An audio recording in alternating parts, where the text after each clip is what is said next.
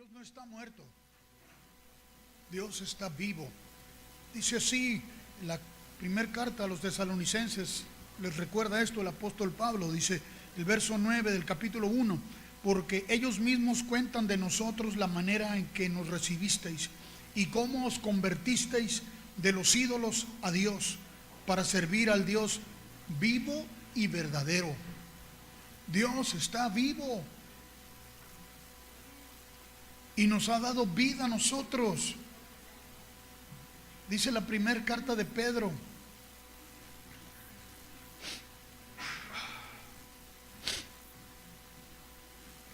capítulo 2, dice, versículo 4, dice: acercaos a él, piedra viva, desechada ciertamente por los hombres, mas para Dios escogida y preciosa. Vosotros también, como piedras vivas, sed edificados como casa espiritual y sacerdocio santo, para ofrecer sacrificios espirituales aceptables a Dios por medio de Jesucristo. También somos un cuerpo vivo. Dios está vivo y nosotros somos un cuerpo que está vivo por Él. Hoy vivimos por Él. Hoy tenemos vida verdaderamente. Estábamos muertos en nuestros pecados y en nuestros delitos, y Él nos dio vida juntamente con Cristo. Pero necesitamos ser edificados, y esa es la obra que el Espíritu Santo está haciendo y sigue haciendo con la iglesia, edificando su iglesia, pero ya como piedras vivas. Y como piedras vivas, como miembros del cuerpo de Cristo vivos, necesitamos tener una viva relación con Él. No tener solamente ritos que respetamos o seguimos o hacemos o cumplimos, sino una relación viva con Él, una intimidad profunda con Él, en la cual vamos desarrollando, vamos creciendo, vamos madurando, vamos adquiriendo los matices del carácter de Él en nosotros. ¿Para qué? Para manifestarse al mundo, porque el mundo necesita de la manifestación de Dios. Todas las personas que están a tu alrededor, tú tienes un círculo de influencia, gente que tú conoces y que te conoce, que necesita de la vida que está en ti, que necesita ver a ese Dios vivo y que lo puede ver a través de ti. Si es que estás en ese vínculo con Él, si disfrutas de esa intimidad con Él y se oye en tu boca solo su pensamiento.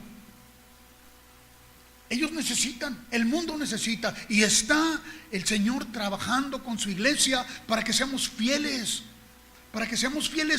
transmisores de su pensamiento, de sus criterios. Es la obra del Espíritu Santo con nosotros. Yo quiero esa perfección en mi vida. Yo quiero eso en mí. Quiero que la vida se manifieste. No quiero que solamente vean a un individuo que sigue ritos y cumple con mandamientos, ordenanzas, sino alguien que tiene una relación viva con Dios.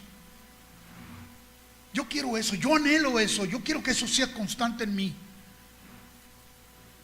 No quiero conformarme a algo inferior a eso. Quiero una mayor profundidad con Dios.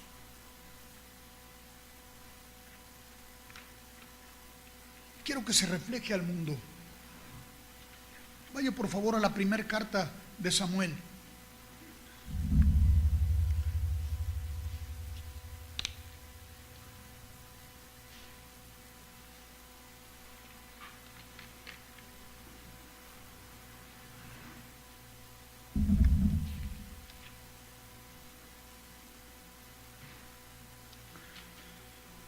En el capítulo 2. Primera carta de Samuel, capítulo 2, versículo 12 en adelante. Dice, Primera de Samuel, capítulo 2, versículo 12.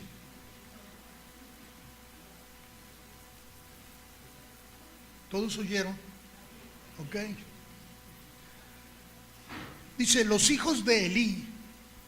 Elí era el sacerdote, descendiente de la tribu de Leví, la tribu que fue llamada para el ejercicio sacerdotal. Los hijos de Elí eran hombres impíos y no tenían conocimiento. de Jehová. Y era costumbre de los sacerdotes con el pueblo que cuando alguno ofrecía sacrificio, venía el criado del sacerdote mientras se cocía la carne, trayendo en su mano un garfio de 3 dientes, y lo metía en el perol, en la olla, en el caldero o en la marmita. Y todo lo que sacaba el garfio, de esta manera hacían con todo israelita que venía a Silo. Asimismo, antes de quemar la grosura, venía el criado del sacerdote y decía al que sacrificaba: da carne de asar, que asar para el sacerdote, porque no tomará de ti carne cocida, sino cruda. Y si el hombre respondía: quemen la grosura primero, que era conforme a la ordenanza, y después toma tanto como quieras, él respondía: no, sino dámela ahora mismo, de otra manera yo la tomaré por la fuerza. Era pues muy grande delante de Jehová el pecado de los jóvenes, porque los hombres menospreciaban las ofrendas de Jehová. ¿Por qué? Por el ejemplo que ellos estaban dando. Ellos eran parte del sacerdocio y ellos no estaban honrando a Dios, sino que se estaban satisfaciendo a ellos mismos. Nosotros somos un pueblo sacerdotal, somos un pueblo escogido por Dios para anunciar las virtudes del Señor. No podemos tomar para nosotros la gloria, no podemos tomar para nosotros los criterios. Tenemos que seguir los criterios de Dios, tenemos que escucharlo. Estos hombres hacían muy mal porque daban un testimonio terrible a Israel.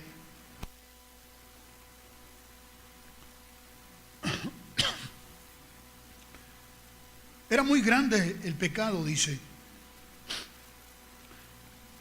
Voy a saltar al versículo 22, dice: pero Elí era muy viejo y oía de todo lo que sus hijos hacían con todo Israel, y cómo dormían con las mujeres que velaban a la puerta del tabernáculo de reunión. Se prostituían y prostituían a Israel con su proceder. Y les dijo: ¿por qué hacéis cosas semejantes? Porque yo oigo de todo este pueblo vuestros malos procederes. No, hijos míos, porque no es buena vuestra fama la que yo oigo, pues hacéis pecar al pueblo de Jehová. Si pecare el hombre contra el hombre, los jueces le juzgarán. Mas si alguno pecare contra Jehová, ¿quién rogará por él? Pero ellos no oyeron la voz de su padre, porque Jehová había resuelto hacerlos morir. Y el joven Samuel iba creciendo y era acepto delante de Dios y delante de los hombres. Y vino un varón de Dios a Elí y le dijo: así ha dicho Jehová, yo me manifesté claramente a la casa de tu padre. Se está refiriendo a él, a Leví, cuando estaban en Egipto en casa de Faraón. Está hablando retrospectivamente. El Señor le está recordando cómo Dios se manifestó, ¿verdad?, a Leví, cómo Dios habló y cómo Dios ministró. Y yo le escogí por mi sacerdote entre todas las tribus de Israel, para que ofreciese sobre mi altar y quemase incienso y llevase efod delante de mí. Y di a la casa de tu padre todas las ofrendas de los hijos de Israel. Pero no le fueron suficientes. ¿Por qué habéis hollado mis sacrificios y mis ofrendas que yo mandé ofrecer en el tabernáculo? Y has honrado a tus hijos más que a mí, engordando de lo principal de todas las ofrendas de mi pueblo Israel. Por tanto, Jehová, el Dios de Israel, dice: yo había dicho, de tu casa y la casa de tu padre andarían delante de mí perpetuamente, mas ahora ha dicho Jehová: nunca yo tal haga, porque yo honraré a los que me honran, y a los que me desprecian serán tenidos en poco. He aquí vienen días en que cortaré tu brazo y el brazo de la casa de tu padre, de modo que no haya anciano en tu casa. Verás tu casa humillada, mientras Dios colma de bienes a Israel. En ningún tiempo habrá anciano en tu casa. El varón de los tuyos que yo no corte de mi altar será para consumir tus ojos y llenar tu alma de dolor. Y todos los nacidos de tu casa morirán en la edad viril. Y te será por señal esto, que acontecerá a tus 2 hijos, a Ofni y a Fines, ambos morirán en un día. Y yo me suscitaré un sacerdote fiel que haga conforme a mi corazón y a mi alma. Y yo le edificaré casa firme y andará delante de mí ungido todos los días. Y el que hubiere quedado de tu casa vendrá a postrarse delante de él por una moneda de plata y un bocado de pan, diciéndole: te ruego que me agregues alguno de los ministerios para que pueda comer un bocado de pan. Todo esto se lo dijo el Señor a Elí. ¿Por qué? Porque no estaba haciendo lo que tenía que hacer. Porque había permitido que la corrupción se propagara en Israel. No había corregido a sus hijos. No los había amonestado. No los quitó de lo que estaban haciendo. Era su responsabilidad. El Espíritu Santo está aquí para corregirnos, para instruirnos. Él no se va a detener su mano para quitar de nosotros aquello que está estorbando, aquello que impide que se manifieste la gloria del Señor en nosotros. El Señor lo está haciendo. Él es fiel y Él cumple el ministerio. Así busca que nosotros también seamos fieles en el ministerio y en el llamado que tenemos como sus hijos. Dice el capítulo 3: el joven Samuel ministraba a Jehová en presencia de Elí, y la palabra de Jehová escaseaba en aquellos días. No había visión con frecuencia. Pues ¿cómo va a haber manifestación de Dios? ¿Cómo va a haber manifestación de Dios si nosotros impedimos, si nosotros no prestamos atención a la palabra del Señor? No va a haber visión, no va a haber manifestación. La gente, ¿qué va a oír? Religiosidad. Va a oír filosofías extrañas que fluyen por ahí. Va a haber la evidencia de la codicia por el dinero. Va a haber todas las cuestiones torcidas de cómo los hombres manejan la política. Eso es lo que van a ver. Pero cuando la voz de Dios se deja oír audiblemente a través de la boca de sus hijos, entonces los hombres se convierten al Señor. Solo cuando escuchan al Señor hablar, cuando ellos escuchan al Señor hablar, vienen a Cristo. ¿Cómo es eso? El Espíritu Santo nos atrae. Yo soy evidencia de eso.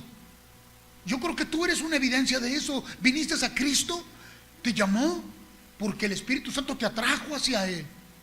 O alguna religión te cautivó. O algún político te convenció. O te ofrecieron dinero para que vinieras al Señor. O fue alguna filosofía extraña por ahí que te estaba tratando de seducir. Porque hay muchas cosas que fluyen allí en el ambiente, que están tratando el diablo de confundir a la gente. Muchas. El sábado fuimos a ministrar, Martín y yo, a un entierro. Las personas querían que se ministrara la palabra del Señor. Y fuimos y estuvimos ahí y compartimos la palabra del Señor acerca de la esperanza que hay en Cristo de Jesús. Y que aquella partida, porque se fue un hombre relativamente joven, de 53 años, ¿verdad? Pero se fue, el Señor lo llamó, y hubo algunos testimonios de gente que realmente se ve que Dios había manifestado en su vida. Y pasamos y hablamos de la esperanza de que no era un adiós, sino un hasta luego. Para los que creen es un hasta luego solamente. Por un tiempo no nos vamos a ver, pero es pequeño ese tiempo. Pero por toda la eternidad vamos a estar juntos, ¿verdad? Y después de que compartimos y esto, después pasó otra persona ahí con unas ideas tan raras. Volteó a vernos a nosotros y una mirada de odio hacia nosotros. Sentimos ese odio. A la persona ni la conocíamos, pero es que era un demonio que estaba ahí tratando de confundir con ideas de energía, del amor, la energía y el aura, y no sé cuántas tonterías empezó a hablar para confundir a los que estaban escuchando. Pero el Espíritu Santo hace que su palabra llegue y penetre al corazón. Es la única que permanece. Todo pasará, dice. Toda mentira pasará, pero hay mucho fluyendo en el ambiente y los incautos los hace tropezar. A los que no están atentos, a los que no disfrutan de una relación íntima, continua con el Señor, los hacen tropezar a veces. Escaseaba la palabra del Señor. Pues, ¿cómo no iba a escasear la visión y la palabra? Si el sacerdote no estaba comprometido con Dios, no estaba consagrado. Si los hijos de Dios no vivimos una vida de consagración, ¿Qué? ¿Qué se va a transmitir? ¿Cuánto? ¿Va a escasear? Pero el Señor dijo que iba a abundar en nosotros su palabra, que Él pondría palabras en nuestra boca. ¿No lo dijo Él? ¿Te lo ha dicho a ti personalmente? Porque nos habla personalmente. No debe de escasear la palabra del Señor. Si tú has creído, abundará esa palabra en ti. Pensamientos de Dios en abundancia para todos. ¿Por qué? Porque el mundo necesita esa manifestación. Nosotros la recibimos y nos gozamos, pero el mundo la recibe y hay liberación. Hay liberación, hay conversiones genuinas. Entonces, dice el siguiente versículo: aconteció un día que estando Elí acostado en su aposento, cuando sus ojos comenzaban a oscurecerse de modo que no podía ver. Suceden esas cosas, ¿sabe? No tenían ópticas que les atendieran los ojos, pero va acabando uno la capacidad de ver con lo natural, ¿verdad? Es cierto, aunque no dijeron amén. Samuel estaba durmiendo en el templo de Jehová, donde estaba el arca de Dios, y antes de que la lámpara de Dios fuese apagada, Jehová llamó a Samuel y él respondió: heme aquí. ¿Sabe qué hacían? Apagaban la lámpara. La lámpara tenía que estar encendida siempre, pero ¿sabe por qué la apagaban? Para ahorrar. Para ahorrarse el aceite. ¿Usted quiere que el aceite de la unción del Señor se apague en usted? El aceite representa la unción, o sea, la presencia del Señor en la lámpara. Porque lo que hace que brille, que surja la llama es el aceite. La lámpara sola no produce ninguna luz. ¿Ha querido prender una lámpara sin foco? Y aunque le dé a la cosita, ¿verdad? No prende si no tiene foco o está fundido el foco. Pues ellos la apagaban. Entonces Jehová llamó a Samuel y él respondió: heme aquí. Lo llamó el Señor a Samuel. Era un jovencito. Y corriendo luego a Elí, dijo: heme aquí, ¿para qué me llamaste? Fíjese la disposición inmediata. Apenas escuchó la voz, dijo: heme aquí, rápido, como los clásicos adolescentes, ¿verdad? Que tenemos. Heme aquí, mamá, ¿para qué soy bueno? Oyen y se esconden, ¿verdad? Y no nomás los adolescentes.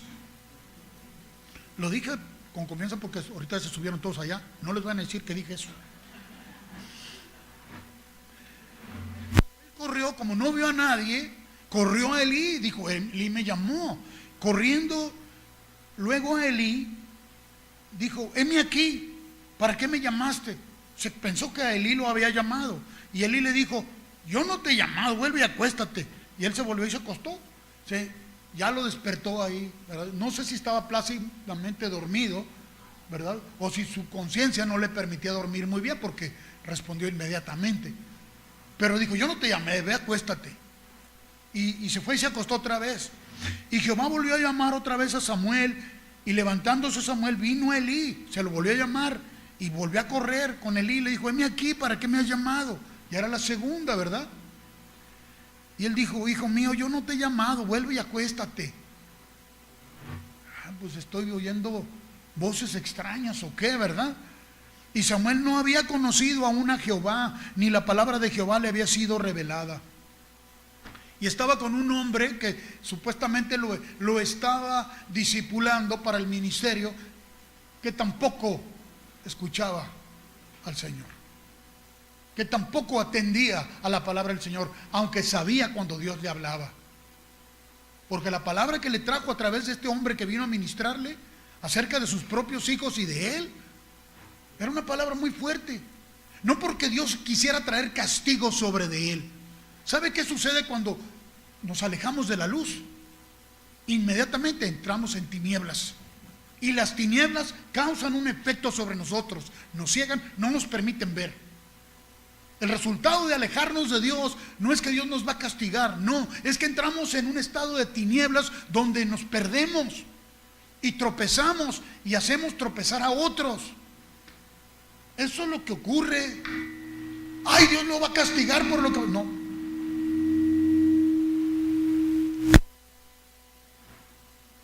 No. Lo que le dijo el profeta no era un castigo de Dios. Le está advirtiendo, le está amonestando acerca de las consecuencias que se pagan por alejarnos de Dios, por no prestarle atención. Dios es bueno. Dios es bueno. Cuando alguien se aleja de Él, Él busca traerlo y lo amonesta. Cuando sobrevienen percances por razón de que no atendemos de la palabra del Señor, no diga Dios me castigó. No es otra cosa más que el resultado de su desobediencia. Ahora, Dios lo va a dejar que como hijo de Dios sea pulido, sea tratado. Sí, porque quiere formar en usted su carácter. Él quiere tratarlo a usted, pero lo va a hacer pasar por situaciones difíciles, pero Él dijo, yo voy a estar contigo. A los jóvenes que llamaron para echarlos al horno de fuego, dijeron, no vamos a adorar eso a otro Dios que no sea el nuestro. Y los echaron al horno. Ahí fue necesario. ¿Usted sabe que es necesario para que la fe sea probada en nosotros? Pues es necesario que haya problemas. Así que si piensa que no tiene problemas, entonces, ¿cuándo va a ser probada usted en la fe? Necesita ir hacia eso, pero el Señor dijo, yo voy a estar contigo en medio de esa situación. Cuando a Daniel lo amenazaron de echarlo al foso de los leones, ¿por qué? Porque manifestaba agradecimiento a Dios. ¿Se ocultó para hacerlo? No, abrió las ventanas para que todo el mundo viera y lo echaron al foso de los leones. No es como que él estaba deseando caer al pozo de los leones, pero tampoco estaba dispuesto a renunciar a su relación con Dios. ¿Y qué sucedió? Ahí estuvo el Señor con él y cerró la boca de los leones, ¿verdad? Pero no sufrió daño alguno, no sufrieron daño alguno. Sin embargo, aquellos que en desobediencia no prestamos atención a la voz de Dios, sí pagamos las consecuencias. Si solo seguimos ritos religiosos, pero no andamos conforme a la verdad, pues entonces van a venir cosas fuertes. Es lo que le advirtió a Elí acerca de sus hijos, ¿no? Ahí está claramente. Y ahora el Señor le está hablando a aquel joven que ni siquiera conocía la palabra del Señor. No conocía, no reconocía que era Dios que le estaba hablando. Pero eso no limita a Dios. Como Dios trae palabra. Porque Dios quiere que nos familiaricemos con Él y con su voz. Que sepamos distinguir. ¿Cómo vamos a distinguir su voz si no nos hablara Él? La fuerza del poder de su palabra hace que nos vayamos, que nuestro oído se vaya abriendo. Él nos ministra. Y de pronto decimos, ¿cómo? ¿Qué es? Que soy yo.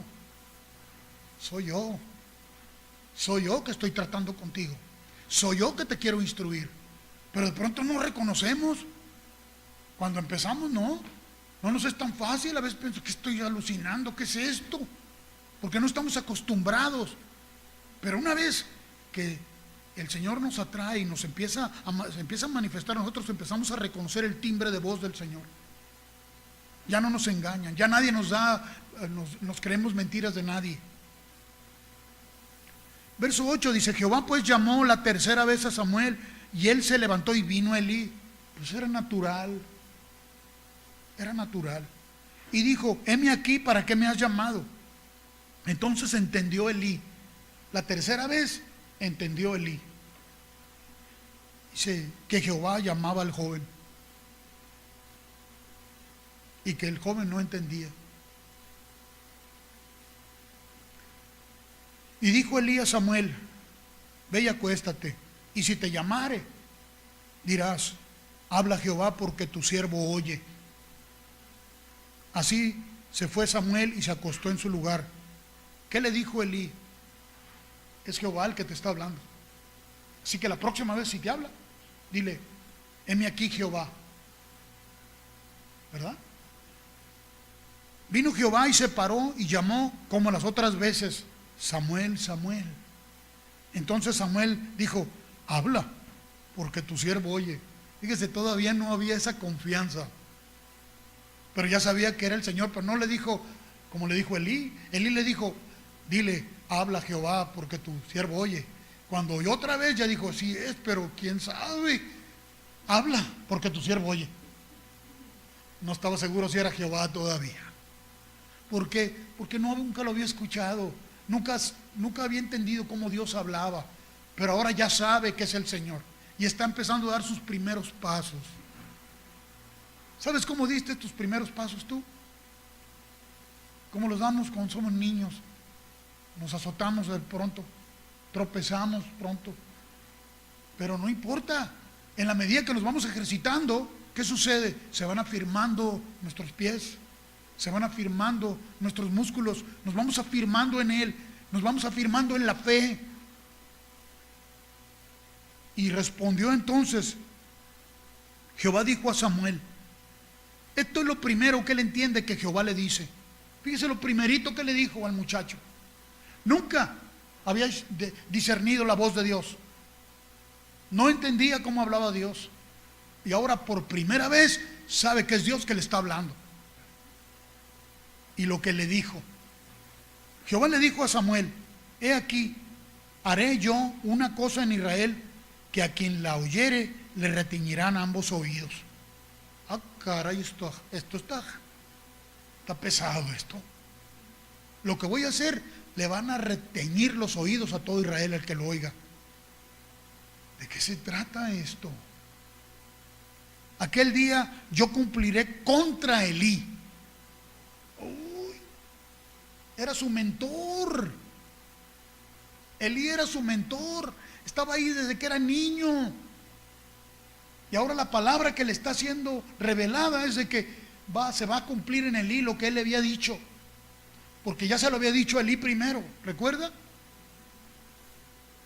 Todas las cosas que he dicho sobre su casa, desde el principio hasta el fin.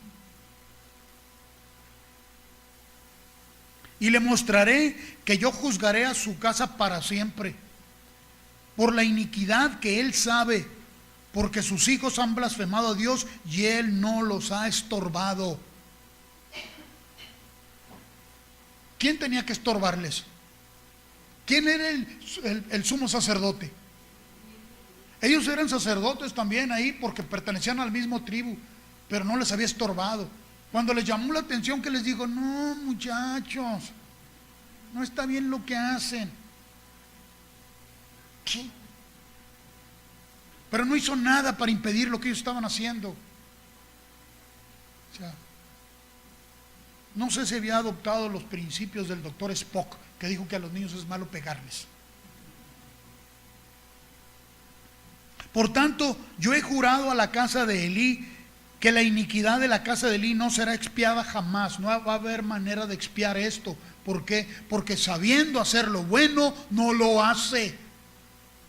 Si nosotros sabemos hacer lo que es correcto y no lo hacemos, ¿sabe qué? Nos es contado por pecado. Por tanto, dice, jamás será expiada esa maldad, ni con sacrificios ni con ofrendas. No son actos religiosos, pues. No son cosas que nosotros podamos contribuir. No hay nada que tú puedas hacer para comprar el favor de Dios. El favor de Dios es inmerecido, pero es por gracia, es gratis. No es barato, pero es gratis para ti y para mí. ¿Por qué gratis? Por amor, solo por amor. Y Samuel estuvo acostado hasta la mañana. Ya me imagino cómo se despertó el muchacho.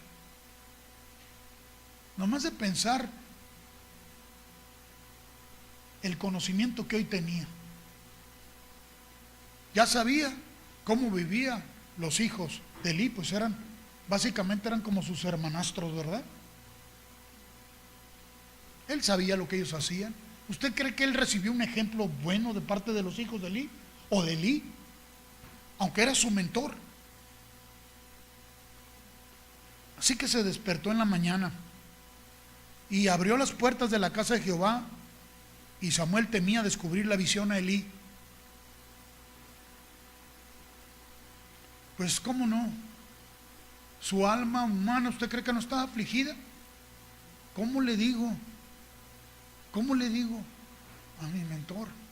Él era un muchacho y el otro era un hombre ya grande, y tenía la reputación de haber sido el sumo sacerdote de Israel por cuánto tiempo. Todos venían a él y él determinaba y le preguntaban y él contestaba conforme los criterios que había aprendido de Dios. Y ahora, ¿cómo le digo? Llamando pues Elías a Samuel, le dijo: hijo mío Samuel. Y él respondió: heme aquí. Y Elí dijo: ¿qué es la palabra que te habló? ¿Qué te dijo? Más vale que me digas lo que te dijo. Dice: te ruego que no me encubras, así te haga Dios y aún te añada. Óigame, ¿qué culpa tenía el chamaco? Pero el otro dijo: no, tengo que asegurar que me diga lo que Dios le dijo. Ya sabía dentro de él, ya sabía. Si me encubres palabra de todo lo que habló contigo, o sea, que te vaya así como me dijo y que te vaya peor todavía a ti. Como lo quería, ¿verdad? Y Samuel se lo manifestó todo. ¿Ok? Esto fue lo que me dijo, sin encubrirle nada. Entonces él dijo, fíjese la respuesta de Elí: Jehová es, haga lo que bien le pareciere. ¿Cómo respondes así a Dios? Si ha llamado tu atención, si te ha amonestado, te habló por medio del profeta y ahora te está hablando por medio de un muchacho. Yo le digo: no, pues que haga lo que quiera. Él es Dios. No hay nada que yo pueda hacer para impedirlo. ¿Cómo no? ¿Qué no dice la Biblia que deje el hombre impío su camino y el hombre inicuo sus pensamientos y vuelva hacia Jehová, el cual será amplio en perdonar? ¿Qué no dice así la palabra del Señor? ¿Por qué se conformó a eso? ¿Por qué caemos en conformismos? ¿Por qué? Porque menospreciamos la palabra del Señor, no la apreciamos, no la tomamos en cuenta, solo cumplimos con las normas religiosas. ¿Y de qué te sirve? ¿De qué nos sirve? ¿De qué sirve ir a la congregación si no le presto atención a Dios? Con esto no estoy diciendo que no vengas. Te estoy diciendo que evalúes. Que la vida es mucho más que un día o 2 días o 2 reuniones. La vida es Él en nosotros. Él está vivo, tú estás vivo por su gracia. Tu relación con Él, de ahí es donde va a emanar que tú puedas entender. Si no hay esa conexión entre tú y Él, si no hay esa perseverancia en buscarlo, ¿sabes qué? Te conformas solo a migajas. Te conformas a lo religioso. Y el sistema religioso es muy perverso y terrible. Te lleva a la conformidad. Ya cumplí, ya fui, ya le cumplí a Dios.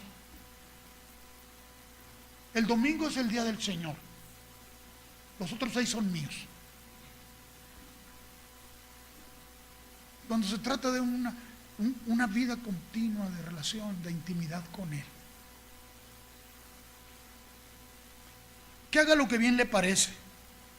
Y Samuel creció y Jehová estaba con él y no dejó caer a tierra ninguna de sus palabras. El muchacho sí se guardó para Dios. Aquel joven guardó todas las palabras en su corazón, no las dejó caer en tierra, o sea, no las menospreció. Y todo Israel, desde Dan hasta Berseba, conoció que Samuel era fiel profeta de Jehová. Fíjese, era un joven, pero todo Israel supo. ¿Por qué? Porque Dios pone su gracia en nosotros. Él da testimonio de Él mismo en nosotros. Él honra su palabra, y cuando nosotros la guardamos en nuestro corazón, Él hace que la gloria de su palabra brille en nosotros para que el mundo la pueda ver, no para presumirle al mundo, sino para que el mundo sea salvo por ella. De eso se trata. De eso se trata nuestra estancia aquí. De eso se trata que estemos y vivamos aquí hoy. De eso es la vida. Para que otros tengan vida, para que otros sean piedras vivas también. De eso se trata, ser iglesia, no de cumplir con ritos. Jehová volvió a aparecer en Silo, porque Jehová se manifestó a Samuel en Silo por la palabra de Jehová. Si Samuel habló a todo Israel, ahora la palabra de Dios empieza ahora a manifestarse ¿en quién? En Samuel. Antes había escasez, pero ahora se empieza a manifestar en Israel. Pero ¿sabe qué? Israel ya estaba acostumbrado a las viejas formas, a las maneras como Elías hacía las cosas. Pero ahora empieza a manifestarse el Señor a través de Samuel. Recuerde esto, empieza a haber manifestación de Dios, pero ¿qué va a hacer? ¿Qué va a salir? ¿Qué va a sobresalir? Las formas que aprendí. Dice: por aquel tiempo salió Israel a encontrar en batalla a los filisteos, y acampó junto a Ben-Ezer, y los filisteos acamparon en Afec. ¿Dónde acampó Israel? En Ben-Ezer. ¿Usted sabe lo que significan esas palabras de Ben-Ezer? Hasta aquí nos ayudó el Señor. Eso significa Ben-Ezer. Israel se paró hasta aquí. ¿Dios es un Dios de hasta aquí o es un Dios de plenitud? Bueno, puede ser tomado o entendido como que Dios ha sido fiel. Hasta aquí yo tengo testimonio, pero yo tengo expectativas de Dios hacia a lo eterno, no solamente hasta aquí. Oiga, lo que esté haciendo, cualquier cosa que esté haciendo y que va a la mitad, que bueno, hasta aquí fue fiel el Señor. No, Señor, yo creo a Dios y lo creo por su obra completa. La obra que Él empezó en vosotros la perfeccionará, dijo. Pero Israel estaba acostumbrado solamente a ciertos linderos, a ciertas formas. Así que se paró ahí, ¿verdad?, en Ben-Ezer, y los filisteos en Afec. Y los filisteos presentaron la batalla a Israel, y trabándose el combate, Israel fue vencido. Fue vencido Israel. El príncipe de Dios fue vencido. ¿Por qué? Porque lo único que tenía era ¿qué? Ritos religiosos. No estaba siguiendo la dirección de Dios. Se les presentó el enemigo y creyendo, bueno, somos el pueblo de Dios, ahorita le vamos a hacer frente. Y bolas. Los vencieron. Fue vencido delante de los filisteos, los cuales hirieron en la batalla en el campo como a 4,000 hombres. Esto es ya de veras. El que no persevera en buscar al Señor sabe que va a salir lastimado, va a salir herido. Dios no quiere que muera, Dios no quiere la muerte del impío. Dios quiere que viva. Él no quiere que nadie perezca. Él quiere que todos procedan al arrepentimiento, que lo busquen a Él. ¿Por qué? Porque solo en Él hay vida eterna. Solo en Él. No hay vida eterna en ninguna otra cosa, en ninguna otra deidad que te presenten, ninguna filosofía, ningún sistema de gobierno, ninguna cosa, ni en el dinero. Porque muchos hombres se han ido, ya hace rato platicábamos, ¿verdad, mi hermano y yo? Y decía que a muchos ricos de la antigüedad los enterraban con el tesoro porque se lo querían llevar. Y ahora otros vivos lo andan encontrando ahí, los entierran y se lo están gastando. Porque no se pueden llevar nada a nadie, ¿verdad? Nada metimos a este mundo, nada vamos a poder sacar. Pero, ¿verdad? Algunos andan en confusión. Cuando volvió el pueblo al campamento, los ancianos de Israel dijeron: ¿por qué nos ha herido hoy Jehová delante de los filisteos? Óigame, no. ¿Cómo que Jehová? Los filisteos fueron los que les pusieron una pela, 4,000 los mataron. Pero fueron los filisteos porque ellos fueron ahí creyendo que porque son el pueblo de Dios podían confrontar a los filisteos nomás porque sí. Nosotros tenemos el arca, nosotros tenemos los rituales, nosotros tenemos el templo, nosotros tenemos todo eso. Bueno, no había templo, había tabernáculo en esos días. Pues nomás es cosa automática, voy y me confronto con los filisteos y yo puedo con ellos. Pues ándale pues, vaya.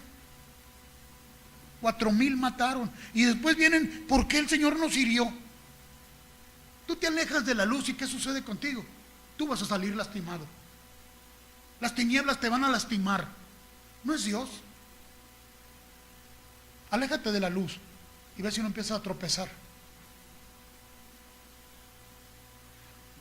Traigamos a nosotros de Silo el arca del pacto de Jehová, para que viniendo entre nosotros nos salve de la mano de nuestro enemigo. Tráiganse el arca.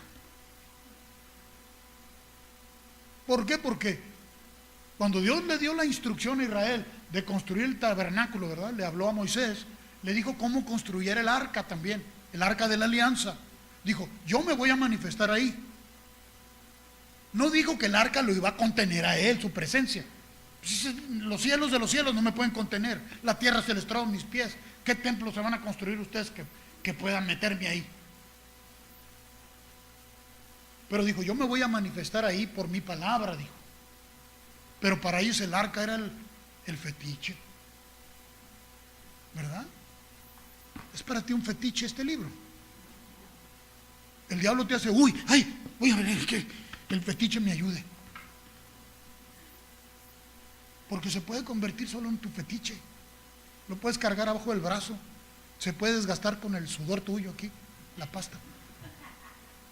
Pero ¿sabes qué? Si no guardas esa palabra en tu corazón y no le das lugar al Señor, no sirve de nada. Vas a venir a congregarte solo para estar viendo qué está haciendo mal el otro. O qué barbaridad dijo el burro que está predicando. Y no lo digo lo digo por mí también. Si no es la motivación correcta, no vale nada, no sirve de nada. Traigan el arca. Y envió el pueblo a Silo y trajeron el arca y el arca del pacto de Jehová de los ejércitos que moraba entre los querubines. Y los dos hijos de Eli, Ofni y Fines, estaban ahí con el arca del pacto de Dios. Los dos bribones, tranzas, malvivientes, muy orondos con su arca. Aconteció que cuando el arca del pacto de Jehová llegó al campamento, todo Israel gritó con tan gran júbilo que la tierra tembló. O sea que, wow, hay poder, ¿verdad? Hasta la tierra tembló. Ocurrió un pequeño terremoto, no sé, 5.0, ok, 5. Tembló. No creo que con mis gritos hago temblar la tierra. Aconteció eso.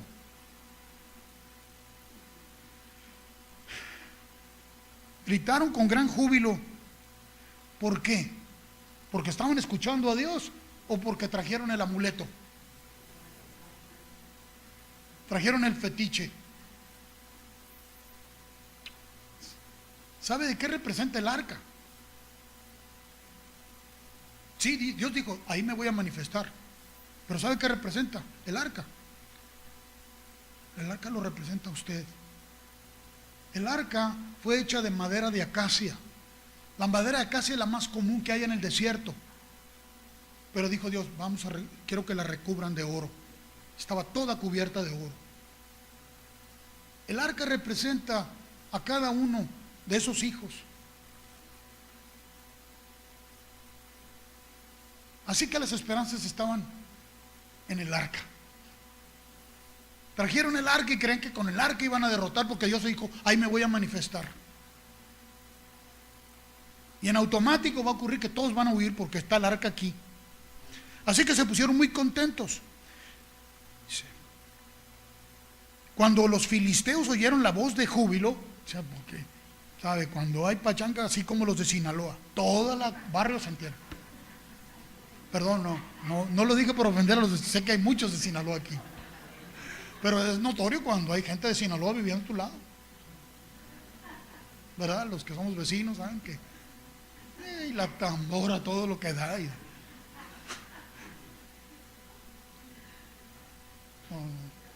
No es personal, no es personal, solo estoy haciendo referencia. Es que entonces estaban bien alborotados y los otros dijeron, ¿qué es eso? Cuando oyeron la voz de júbilo, dijeron, ¿qué voz de gran júbilo es esta en el campamento de los hebreos?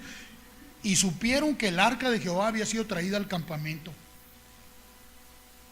Y los filisteos tuvieron miedo porque decían, ha venido Dios al campamento.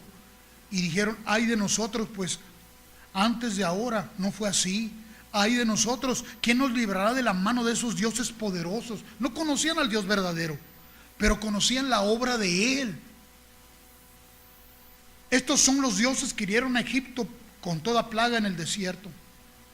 O sea, habían escuchado de la obra de Él, aunque no lo conocían. ¿Usted cree que Dios quería revelarse a ellos?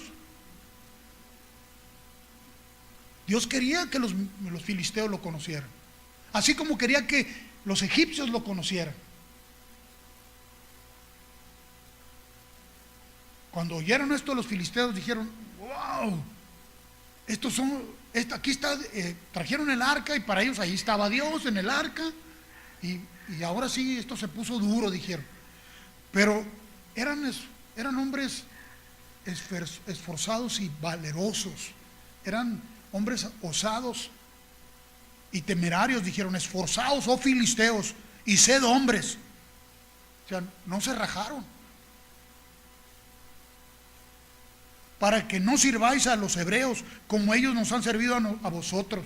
O sea, ellos ya habían esclavizado a los hebreos, ahora los hebreos se nos van a querer esclavizar. Pues no se dejen.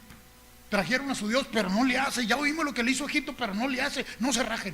Mejor morir en la batalla que morir siendo esclavos de los hebreos. No nos vamos a rendir. Sed hombres y pelead. Pelearon pues los filisteos e Israel fue vencido otra vez. Y huyeron cada cual a sus tiendas. Ahora sí, como el perro que le pega una paleada con la cola entre las patas. Vámonos para la casa. Y fue hecha muy grande mortandad, pues cayeron de Israel 30,000 hombres de a pie. Al pueblo de Dios le pasan estas cosas. Este es el pueblo de Dios, al que Él escogió. Pero si no anda en sus caminos, ¿qué sucede con el pueblo de Dios? ¿Qué sucede con nosotros, habiendo recibido un don tan grande, habiendo recibido el Espíritu Santo en nuestro corazón y no prestarle atención? ¿Sabe qué sucede? No somos diferentes a ellos. Si no guardamos la palabra en nuestro corazón, si nos aferramos solo a nuestros ritos religiosos y creemos que por eso tenemos victoria, estamos fracasados. Necesitamos la intimidad con Dios, intimidad que nos fue ofrecida por Él ya, de la cual quiere que disfrutemos abundantemente.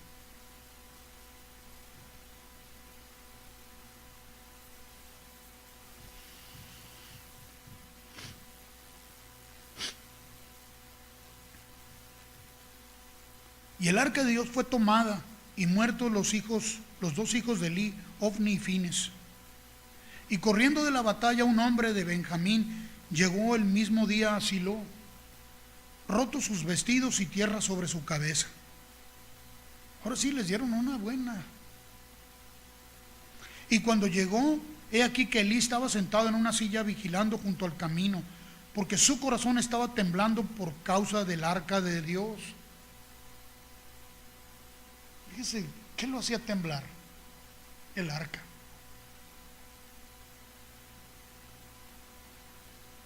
Bendito es el hombre que tiembla ante la palabra del Señor. Bienaventurado es el hombre que tiembla en su presencia, que reconoce quién es Él. Llegando pues aquel hombre a la ciudad y dadas las nuevas, toda la ciudad gritó. Cuando Elí oyó el estruendo de la gritería, dijo: ¿qué estruendo de alboroto es este? Y aquel hombre vino a prisa y dio las nuevas a Elí. Era ya Elí de edad de 98 años. 98 años. habrá tenido tiempo para enmendar sus caminos. Habrá tenido tiempo para corregir el camino. Estuvo 98 años aquí y sus prácticas religiosas fue lo único que tuvo. Sabía cuando Dios hablaba, pero no obedecía. Y sus ojos se habían oscurecido de modo que no podía ver. Dijo pues aquel hombre Elí: yo vengo de la batalla, he escapado hoy del combate. Y Elí dijo: ¿qué ha acontecido, hijo mío? Y el mensajero respondió diciendo: Israel huyó delante de los filisteos, y también fue hecha gran mortandad en el pueblo, y también tus dos hijos Ofni y Fines fueron muertos, y el arca de Dios ha sido tomada. Y aconteció que cuando él hizo mención del arca de Dios, Elí cayó hacia atrás de la silla al lado de la puerta y se desnucó y murió, porque era hombre viejo y pesado y había juzgado a Israel 40 años. Tenía 58 años cuando empezó en el ministerio, y 40 años no estuvo haciendo lo que Dios quería, pero tampoco estuvo dispuesto a corregir cuando Dios le llamó la atención, y pagó las consecuencias, no porque Dios quiso que muriera así, no porque Dios lo castigó, sino se alejó de la luz. Las tinieblas empiezan a cubrirnos, perdemos la visión, perdemos la vista. Y no me refiero únicamente a discapacitarnos de la vista natural, sino la percepción de Dios. Dejamos de percibir a Dios. ¿Y qué vamos a transferir?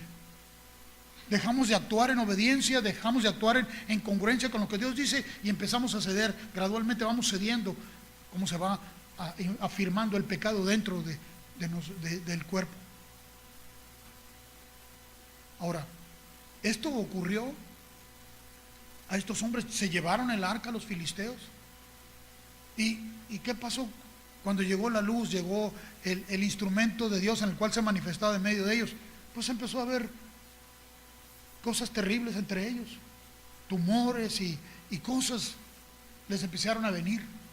¿Por qué? Porque no puede cohabitar la santidad y el pecado. Dios quiere tratar primero con el pecado para que entonces sí su santidad esté en cada uno de nosotros. Ellos quisieron llevarse la santidad, lo que para ellos era santo. ¿Por qué? Porque pues ese era el criterio, ¿verdad? Ese era el criterio. Si Israel lo consideraba como su artilugio, lo consideraba su fetiche, lo consideraba su no sé qué otra expresión usar, pero eso es lo que consideraban el arca. Pues los demás pueblos, ¿qué esperanza tenían? No lo llevamos. Se lo llevaron y también pagaron el precio. Después la devolvieron el arca, porque ya no hallaban, ya andaban como ya no sabían dónde ponerla, porque por donde quiera que la ponían les iba mal. Sí, lea el resto de la historia. ¿Por qué? Porque no puede mezclarse una cosa con la otra. El arca solamente representaba el lugar donde Dios se manifestaba, como hoy. Dios se manifiesta a través de nosotros, que somos esa arca, solo que hoy no estamos por fuera revestidos de oro. Hoy fuimos investidos de santidad internamente. Cuando la iglesia quiere revestirse de oro por fuera, se quiere volver a la vieja costumbre. Nada hemos traído a este mundo, nada vamos a poder sacar. La gloria de Dios no consiste en los bienes materiales que poseamos, los inmuebles que construyamos. Consiste en los corazones que están apasionados por Él y que hacen lo que Él les dice. En eso consiste la gloria, la manifestación de la gloria en nosotros. Si somos personas que vivimos consagradas para Él, o si solamente estamos siguiendo nuestros ritos aquí, jugando a la iglesia, ¿verdad? ¿De qué sirve? ¿De qué sirve? ¿De qué me serviría a mí? ¿De qué te serviría a ti? Estar aquí fielmente todos los domingos, todos los miércoles, todos los lunes, todos los días aquí. Porque a veces estamos todos los días. ¿De qué me sirve si mi corazón no está donde tiene que estar? ¿De qué me sirve si dejo que mi alma me lleve para otro rumbo? Y estoy aquí pero ando en otros lugares. ¿De qué sirve? Si estoy dando lugar a mis criterios de mi alma para hacer las cosas que quiero hacer, dizque para Dios. ¿De qué sirve? ¿De qué te sirve a ti? ¿De qué me sirve a mí? Es perdernos. Es perdernos. Si no le damos al lugar prioritario a Dios en nosotros, todo lo que hagamos se va a desvanecer. Todo lo que construya se va a caer. Es cierto, no te hagas tesoros en la tierra, donde la polilla y el orín corrompen. Déjeme decirle, vienen temporadas donde vienen las polillas. Ayer hablaba con el fumigador que digan, son unas hormiguitas voladoras. No, me dice, esas no son hormiguitas voladoras. ¿Qué son? Son termitas. La polilla, se comen todo. Vienen porque por los tiempos que hay ahorita andan por todas las ciudades. Pues vente, arráncate, porque si ya llevan comida a media casa. Sí, se afloja la techumbre y se comen la madera y se comen lo que encuentran. Créamelo. Acabo de pagar un buen dinero a materiales que Abel tuvo que ir a repararme el techo, porque un día mi esposa sale a vigilar por las noches, se pone su traje de batichica y ¡zas! Sale al techo a ver, y que se hunde el techo porque se lo tragó la polilla. ¿A qué horas ni se daba uno cuenta? No, sí es cierto, Abel, él es el que lo fue a reparar. Pues ya no me subo a los techos como antes solía hacerlo. Ya nada más veo las fotografías. No os hagáis tesoros en la tierra, donde la polilla y el orín corrompen. Haced tesoros en el cielo. Donde esté tu corazón, ahí estará tu tesoro. De eso se trata, hermanos. De eso se trata nuestra vida. No te conformes. No te conformes. No dejes que te seduzca.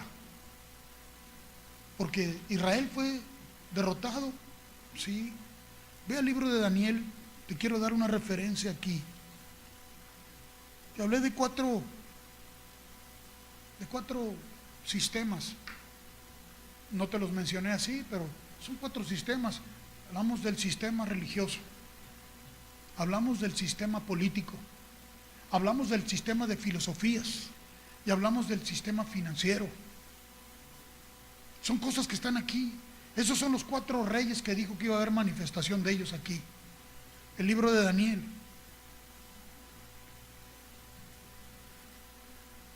Capítulo 7 dice, verso 17 dice, estas 4 grandes bestias son 4 reyes que se levantarán en la tierra. Después recibirán el reino los santos del Altísimo y poseerán el reino hasta el siglo, eternamente y para siempre. Entonces tuve deseo de saber la verdad acerca de la 4ª bestia, porque esta era una bestia despiadada, hollaba lo que pisaba. Y creo que es lo que estamos viendo hoy, ese sistema de finanzas, el dinero, la economía en el mundo, el dinero, la avaricia por tener. ¿Sabe cómo murieron los hijos de Samuel? Por la codicia, por la avaricia, porque también se desviaron. Samuel fue fiel, sus hijos se desviaron tras la avaricia. Léalo en la carta de Samuel, ahí está el testimonio. Entonces tuve deseo de saber la verdad acerca de la 4ª bestia, que está hablando de la bestia del sistema monetario, del dinero, que era tan diferente a todas las otras, espantosa en gran manera, que tenía dientes de hierro, uñas de bronce, y devoraba y desmenuzaba, y las obras hollaba con sus pies. Asimismo acerca de los 10 cuernos que tenía en su cabeza y del otro que le había salido, delante del cual había caído 3, y este mismo cuerno tenía ojos y boca que hablaba grandes cosas. Oh, don dinero habla grandes cosas. Y parecía más grande que sus compañeros, solo parecía, pero es falso. Porque sabe que la raíz de todos los males es el amor al dinero. Deseando o cultivando algunos, acarrearon para sí mucha desgracia. Lea lo que dice Santiago. Y veía yo que este cuerno hacía guerra contra los santos. ¿Y qué hacía? Los vencía. ¿Sabe cuántos hombres de Dios he visto en mis días desviarse tras el dinero?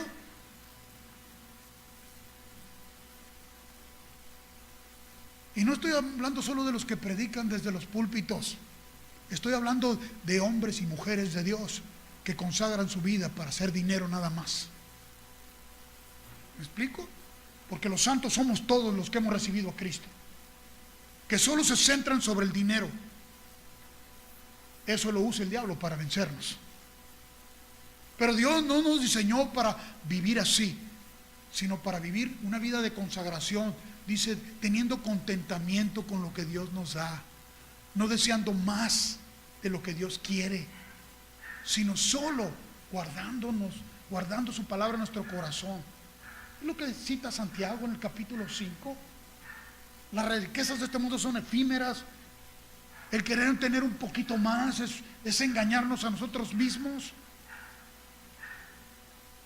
Les citaba el miércoles el caso de este hombre, Nelson Rockefeller, que llegó a ser uno de los 10 hombres más ricos del mundo. Cuando lo entrevistaron en una ocasión, le preguntaron: señor Rockefeller, ¿cuánto dinero se necesita para ser feliz? Y él dijo: un poquito más. Un poquito más. Todos, díganme si no todos, hay un poquito más de aumento, un poquito más de esto, un poquito más de aquello, un poquito más de aquello. Y al rato no sabemos qué hacer con todo lo que tenemos, porque nos tiene atrapados. Un poquito más. Esa es la bestia que oye todo, el dinero. Por dinero se comprometen la dignidad aún de países completos. Lo está viendo ahorita en vivo, a todo color. Estados Unidos está justificando el asesinato de ese periodista árabe que criticó al reino árabe y que entró a la embajada de Turquía, lo raptaron y lo torturaron, lo mataron, lo desmembraron y lo desaparecieron. Y el presidente de los Estados Unidos está cubriéndoles, tapándoles, porque tiene acuerdos comerciales con ellos. El dinero puede más que la dignidad. Sin el Señor no tienes dignidad suficiente para resistir. Todas las ofertas que el diablo te haga te van a seducir. Por eso dice que el diablo los vencía. Dice, hasta que vino el anciano de días, el que tiene que venir a poner el orden. Y se dio el juicio a los santos del Altísimo. Y llegó el tiempo y los santos recibieron el reino. Dijo así: la cuarta bestia será un cuarto reino en la tierra, la cual será diferente de todos los otros reinos, y toda la tierra devorará, trillará y despedazará. Y los 10 cuernos significan que de aquel reino se levantarán 10 reyes, y tras ellos se levantará otro, el cual será diferente de los primeros, y a los 3 reyes derribará, y hablará palabras contra el Altísimo, y a los santos del Altísimo quebrantará. ¿Sabes qué significa quebrantar? Romper de forma violenta una cosa dura, especialmente sin que lleguen a separarse del todo sus partes. O sea, la va a fragmentar. No le demos lugar al diablo. Consagremos nuestra atención solo para Dios. Iglesia, consagra tu atención a Dios. Si no, cualquier cosa te va a distraer y te va a apartar. No es cosa de religión, no es cosa de costumbres, no es cosa de ritos, no es porque vienes aquí o vas a algún otro lado. No, es cuestión de consagración a Dios, porque donde esté tu corazón, allí va a estar tu tesoro. No te rindas, no te conformes, búscalo. Desde temprano búscalo, de continuo búscalo. Instruye a tu alma a buscar al Señor en todo, por todo. Hazlo de veras, hazlo, iglesia, porque para esto nos llamó el Señor. Por eso somos y por eso estamos.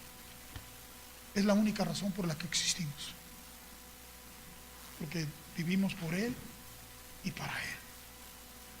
Y si vivimos por Él, para Él vivimos, ¿verdad? Y si morimos, para Él morimos. Sea que vivamos o que muramos, del Señor somos.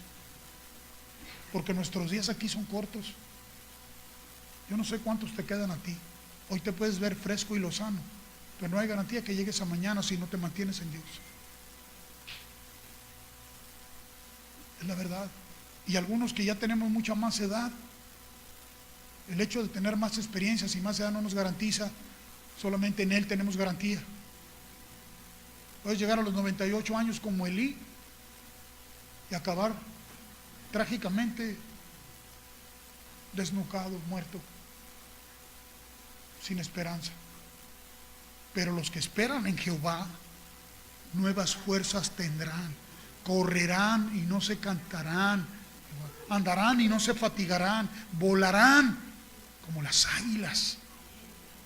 Seamos de esos en un ejercicio continuo, diariamente, en el nombre de Jesús. No lo tomes a la ligera esto. Haz caso a la palabra del Señor. Padre, te damos gracias con todo el corazón, Padre, con toda la convicción que genera tu palabra.